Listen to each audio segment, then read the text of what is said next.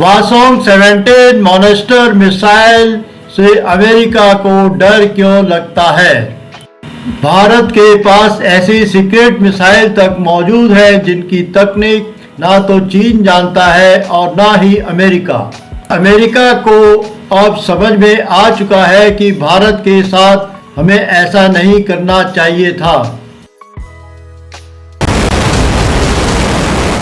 वासोंग 17 का test launch देखने के लिए किम जोंग उन अपनी पत्नी और बेटी के साथ जापान से सिर्फ 250 किलोमीटर दूर बनी टेस्ट साइट पर पहुंचा था।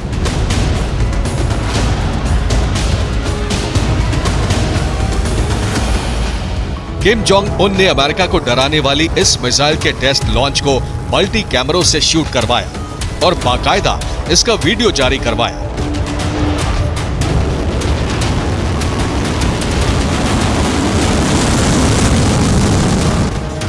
उत्तर कोरिया के लिए वासोंग 17 कितनी खास है, इसकी खूबियां क्या हैं और अमेरिका को किम की इस मिसाइल से डर क्यों लगता है, अब ये समझिए।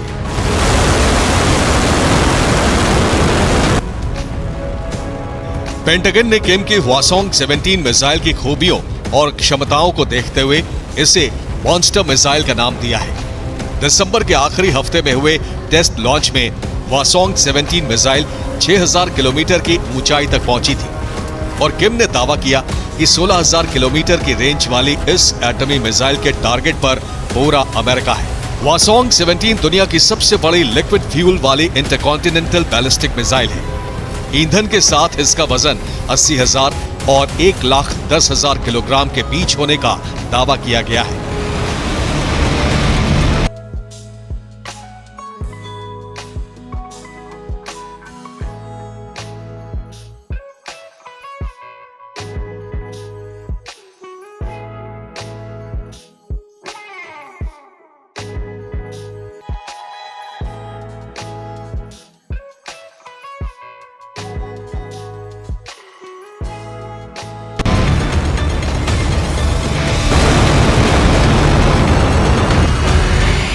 2023 खत्म होने से ठीक पहले अपने सबसे शक्तिशाली हथियार का प्रदर्शन करके किम जोंग उन ने उत्तर कोरिया की शक्ति का प्रदर्शन किया था।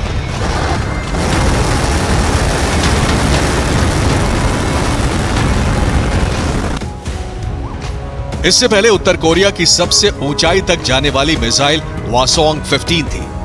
वासोंग 15 ने अपने टेस्ट लॉन्च में जमीन से 4500 किलोमीटर की ऊंचाई तय की थी। इसकी रेंज 13000 किलोमीटर तक बताई जाती है। वासोंग 17 की ही तरह वासोंग 15 भी परमाणु हमला करने में सक्षम है। इसके अलावा किम के मिसाइल डिपो में वासोंग 14 और वासोंग 13 भी है।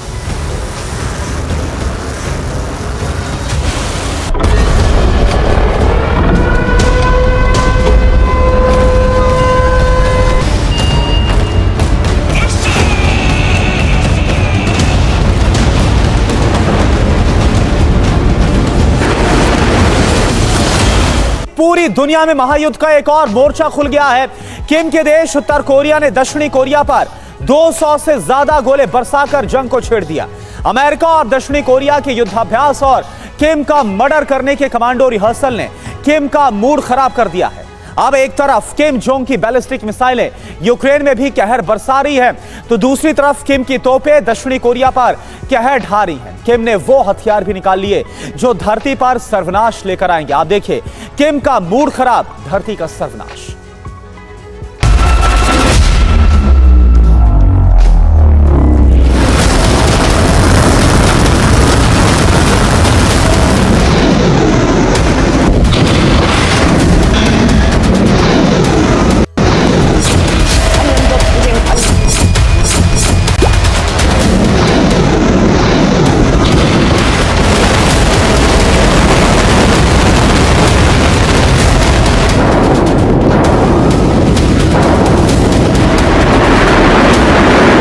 यूक्रेन से योनप्योंग तक प्रहार, हर जगह किम के हथियार।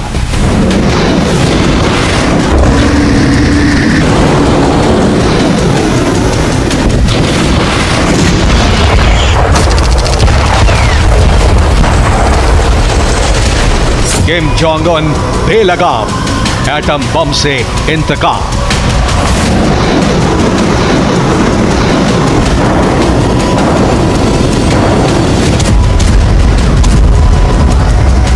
किम के दी एंड की तैयारी, यूएस दक्षिण कोरिया पर पड़ी भारी। किसी भी देश को चंद पलों में छका सकता है भारत। एक मिसाइल फायर हुई कि पूरा एशिया जीत लेगा भारत। चीन से लेकर अमेरिका, रूस भी करते हैं इन्हीं मिसाइलों को सलाम। दोस्तों, मौजूदा वक्त में भारत के पास हर तरीके के हथियार मौजूद हैं जिन्हें भारत आधुनिक युद्धों में आसानी से इस्तेमाल कर सकता है और किसी भी दुश्मन को जवाब भी दे सकता है।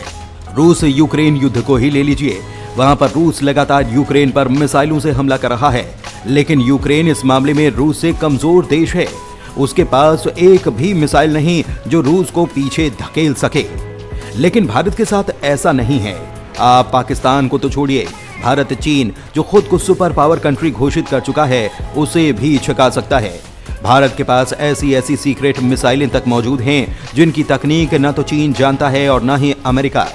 भारत के पास के वैज्ञानिकों का ही पूरा कमाल है कि वह ऐसी मिसाइल बना सके, वो भी पूरी तरह से स्वदेशी तकनीक से, जिसको लेकर अमेरिका ने हाल ही में ये बयान दिया था कि हाइपरसोनिक तकनीक के मामले में भारत अमेरिका से बहुत आगे है। दोस्तों, भारत के पास हर तरह की मिसाइल मौजूद है, कम दूरी से लेकर आधी दुनिया तक पहुंचकर तबाही मचाने वाली मिसाइल तक, जमीन से हवा या हवा से पानी में या पानी के अंदर से निकलकर जमीन या हवा में दुश्मन के होश उड़ाने वाली मिसाइलें भी मौजूद हैं। इन मिसाइलों की ताकत उनकी गति, रेंज और हथियार ढोने की क्षमता से पता चलता है। इस वीडियो में हम आपको बता रहे हैं भारत की मिसाइली ताकत, जिसके बाद आप भी ये जान पाएंगे कि अगर भारत का चीन और पाकिस्तान के साथ एक साथ युद्ध होता है तो भारत किस तरह से दोनों देशों की चटनी बना देगा। आइए जानते हैं भारत की सबसे खतरनाक 9 मिसाइलों के बारे में। सबसे पहले बात करते हैं भारत की पृथ्वी मिसाइल की। पृथ्वी मिसाइल, बात करें पृथ्वी मिसाइल की तो भारतीय सेना के पास इसके 3 वेरिएंट्स मौजूद हैं। 1 से 3 तक तीनों परमाणु हथियार ले जाने में सक्षम हैं। पृथ्वी की सतह से सतह पर मार करने वाली टैक्टिकल बैलिस्टिक मिसाइल है। इसकी रेंज 150 किलोमीटर है। पृथ्वी 2 सतह से सतह पर मार करने वाले शॉर्ट रेंज बैलिस्टिक मिसाइल यानी कि SRBM है। इसकी रेंज 250 से 350 किलोमीटर की है। पृथ्वी 3 सतह से सतह पर मार करने वाली शॉर्ट रेंज बैलिस्टिक मिसाइल है। इसकी रेंज 350 से 750 किलोमीटर है। इन तीनों को इंटीग्रेटेड मिसाइल डेवलपमेंट प्रोग्राम के तहत तैयार किया गया है। तीनों भारतीय सेना के लिए तैनात हैं। तीनों मिसाइलें 500 किलोग्राम से 1000 किलोग्राम वजन के परमाणु हथियार ले जाने में सक्षम हैं। धनुष मिसाइल, इसके बाद बात करते हैं धनुष मिसाइल की। धनुष मिसाइल असल में पृथ्वी 3 का नौसैनिक वजन है। इसे सतह से सतह या शिप से शिप पर मार करने के लिए भारतीय नौसेना ने विकसित कराया है। धनुष पारंपरिक या परमाणु हथियार ले जाने में भी सक्षम है। 350 किलोमीटर की रेंज में 1000 किलोग्राम, 600 किलोमीटर की रेंज में 500 किलोग्राम और 750 किलोमीटर की रेंज में 250 किलोग्राम वजन का हथियार ले जाने में ये सक्षम है। पारंपरिक हथियारों में ब्लास्ट, फ्रेगमेंटेशन, थर्मोबैरिक वेपन आते हैं जो अलग अलग कामों के लिए उपयोग किए जाते हैं। अग्नि मिसाइल, ये भारत की सबसे खतरनाक मिसाइलों में गिनी जाती है। भारतीय सेना की एक और खतरनाक बैलिस्टिक मिसाइल जिसके 6 वेरिएंट्स हैं और 7वां तैयार हो रहा है। ये सभी वेरिएंट पारंपरिक या परमाणु हथियार ले जाने में सक्षम हैं। रेंज के हिसाब से हथियार का वजन कम या ज्यादा किया जा सकता है। अग्नि एक मीडियम रेंज की बैलिस्टिक मिसाइल है। इसकी रेंज 900 से 1200 किलोमीटर की है। अग्नि P भी MRBM है जिसकी रेंज 1000 से 2000 किलोमीटर है। यह अभी तैयार की जा रही है। अग्नि 2 भी इसी श्रेणी की मिसाइल है, लेकिन उसका रेंज 2000 से 3500 किलोमीटर है। अग्नि 3 intermediate range ballistic missile IRBM है। इसकी रेंज 3500 से 5000 किलोमीटर है। अग्नि 4 भी इसी श्रेणी की मिसाइल है जिसकी रेंज 4000 किलोमीटर है। अग्नि 5 इंटरकॉन्टिनेंटल बैलिस्टिक मिसाइल है। इसकी रेंज 5500 किलोमीटर है। अग्नि 6 विकसित हो रही है। ये भी इंटरकॉन्टिनेंटल बैलिस्टिक मिसाइल होगी यानी ICBM। इसकी रेंज 12000 से 16000 किलोमीटर होगी। अग्नि P और अग्नि 6 को छोड़कर सभी मिसाइलें सर्विस में हैं। शौर्य मिसाइल ये एक हाइपरसोनिक सतह से सतह पर मार करने वाली मीडियम रेंज बैलिस्टिक मिसाइल है। ये पारंपरिक और परमाणु हथियार दोनों ले जा सकती है। ये 50 किलोमीटर की ऊंचाई तक जा सकती है। इसकी रेंज 700 से 1900 किलोमीटर की है। इसकी गति 9190 किलोमीटर प्रति घंटा है। ये अपने साथ 200 से 1000 किलोग्राम वजन के हथियार ले जा सकती है। के मिसाइल या सागरिका K-15 यानी कि सागरिका के 2 वेरिएंट सर्विस में हैं और 2 बनाए जा रहे हैं। ये सभी पारंपरिक परमाणु मिसाइल ले जा सकते हैं। K-15 यानी कि सागरिका मिसाइल पनडुब्बी से दागी जाने वाली कम रेंज की सबमरीन से दागी जाने वाली बैलिस्टिक मिसाइल है। इसकी रेंज 750 किलोमीटर है। ये 9260 किलोमीटर प्रति घंटे की रफ्तार से दुश्मन की ओर बढ़ती है। दुश्मन को बचने का मौका भी नहीं देती। ब्रह्मोस मिसाइल दुनिया की सबसे तेज उड़ने वाली सुपरसोनिक मिसाइल है। भारत में बनी इस मिसाइल के 7 वेरिएंट्स मौजूद हैं। ये पारंपरिक और परमाणु हथियार दोनों से दुश्मन पर हमला कर सकती है। इन सब की गति 3704 किलोमीटर प्रति घंटे की है। इनकी रेंज 290 से 600 किलोमीटर तक की है। ये सभी मिसाइलें भारतीय थल सेना, वायुसेना और जल सेना में सर्विस दे रही हैं। सिर्फ ब्रह्मोस NG और ब्रह्मोस 2 अभी बन रही हैं। ब्रह्मोस 2 हाइपरसोनिक मिसाइल होगी जिसकी रेंज 600 से 1000 किलोमीटर होगी। इसकी गति 9878 किलोमीटर प्रति घंटा हो सकती है। निर्भय मिसाइल लंबी दूरी की हर मौसम में मार करने वाली सबसोनिक क्रूज मिसाइल है निर्भय मिसाइल।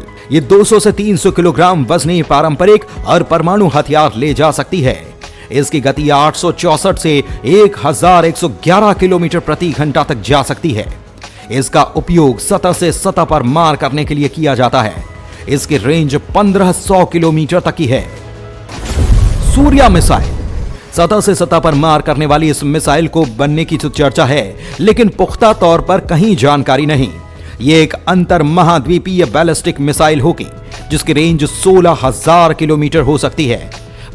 यहाँ पर देखने को मिलता है कि भारत टिट फॉर टैट करने की कंडीशंस में आ चुका है और भारत अब उस देश के लिए वैसे ही कर रहा है जो कि देश भारत के साथ में कर रहा है। ऐसे में दोस्तों सच मानिए कि भारत के लिए ये पॉलिसी अभी सबसे बेहतरीन और सबसे इफेक्टिव काम कर रही है। और रिसेंटली आपने देखा कि मालदीव के साथ जिस तरह से मालदीव लगातार भारत को यहाँ पर नीचा दिखाने की कोशिश कर रहा था, तो यहाँ पर भारत की तरफ से भी कुछ ऐसा किया गया है जो कि मालदीव को अब समझ में आ चुका है कि भारत के साथ हमें ऐसा नहीं करना चाहिए था। और दोस्तों अब आपको बता दें कि अमेरिका के साथ भी भारत की तरफ से अब इसी तरह का एग्जैक्टली बर्ताव करना स्टार्ट किया जा चुका है। जैसे ही अमेरिका ने भारत को नजरअंदाज करने की कोशिश की, वैसे ही भारत ने बिल्कुल भी देरी किए बिना फ्रांस यूके के साथ मिलकर अपनी स्ट्रेटेजिक पार्टनरशिप को और भी प्रकट करने के लिए मार्ग खोल दिए। और दोस्तों सच मानिए कि अमेरिका जो दाव भारत के ऊपर चलना चाहता था, वो दाव अब अमेरिका के ऊपर पूरी तरह से उल्टा पड़ चुका है। और सच मानिए कि ये दाव अमेरिका का अब पूरी तरह से बैकफायर करने का काम कर रहा है। लेकिन दोस्तों इसके चलते